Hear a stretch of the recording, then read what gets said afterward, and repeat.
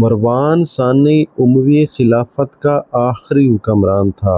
اس نے عباسی تحریک کے رہنما امام ابراہیم کو قید میں ڈال کر قتل کروا دیا۔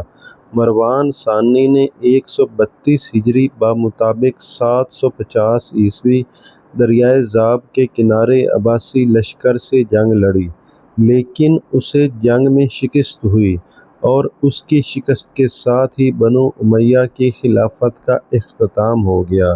جنگ زاب میں عباسیوں کے ہاتھوں عبرتناک شکست کے بعد مروان ثانی اپنی جان بچا کر بھاگ نکلا۔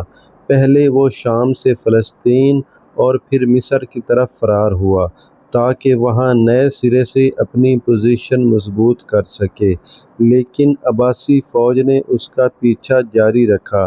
آخر کار مصر کے علاقے ابوسیر میں اسے پکڑ لیا گیا اور 6 اگست 750 کو بنو امیہ کے آخری خلیفہ مروان ثانی کو قتل کر دیا گیا۔